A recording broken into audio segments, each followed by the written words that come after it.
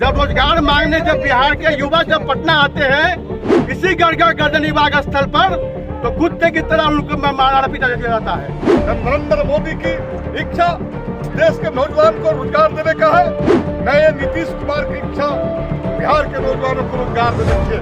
DYFI की तरफ से पटना के गर्दनी बाग से विधानसभा मार्च निकाला गया। इन संगठनों के द्वारा सरकार के खिलाफ जमकर नारेबाजी की। उनका कहना है सरकार सिर्फ बड़े बड़े दावे करती है, लेकिन सारे दावे में विफल साबित रहती है। पिछली विधानसभा चुनाव में भी 19 लाख रोजगार देने की बात की थी, लेकिन चुनाव के बाद ऐसा कोई रोजगार हमें नहीं मिला है। जब बिहार के युवा इसी गर्दनी बाग में अपनी मांगों को लेकर आते हैं तो उसे कुत्तों की तरह मार मार कर भगा दिया जाता है। आज इसी क्रम में हम विरोध प्रदर्शन करने आए हैं और सरकार से मांग कर रहे हैं कि सरकारी भत्ता दिया जाए, युवाओं को रोजगार दिया जाए। कि चुनाव के तत्काल बाद 19 लाख बेरोजगारों को रोजगार देंगे। आज सरकार कितने दिन हो गए, लेकिन एक भी सरकार ने नहीं दी। जब रोजगार मांगने जब बिहार के युवा जब पटना आते हैं इसी गढ़ गर्दनी बाग स्थल पर, तो कुत्ते की तरह उनको मारा पीटा जाता है। और इसी के विरोध में हम लोग ने जो डिमांड रखा है कि सबको शिक्षा, सबको काम दो, बेरोजगारों को बेरोजगारी भत्ता दो, इसी सब सवालों को लेकर डीवाईएफआई ने आज राज्य स्तरीय प्रदर्शन किया है। इस प्रदर्शन को समर्थन करने के लिए सीपीआईएम के विधायक डॉक्टर सत्येंद्र यादव जी आए हुए हैं। मैं उनसे आग्रह करते हैं कि वो युवाओं के समर्थन में कोई वक्तव्य दें। महेश भाई, नरेश जी, राहुल जी और इस प्रदर्शन में शामिल होने के लिए आए हुए बिहार के कोने कोने के नौजवान दोस्तों, जिन सवालों को लेकर आज आप प्रदर्शन कर रहे हैं वो सवाल बिहार के नौजवानों के लिए बेहद जरूरी है।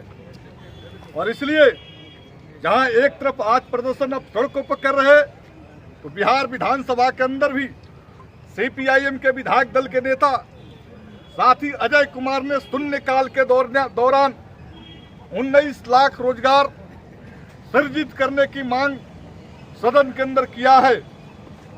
सेशन के दूसरे सत्र में भी हम लोग रोजगार के सवाल को उठाते रहे हैं और आगे भी उठाएंगे। लेकिन वस्तु स्थिति ये है, ये सरकार नौजवानों को रोजगार देना नहीं चाहती। ये सरकार नौजवानों के लिए कोई कल कारखाना खोलना नहीं चाहती।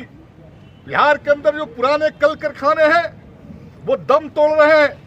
जब कल कारखाने नहीं होंगे, कल कारखाने खुलेंगे नहीं, सरकारी पदों खाली जो पद है उन पदों को भरा नहीं जाएगा, तो 19 लाख लोगों को रोजगार कैसे दिया जाएगा।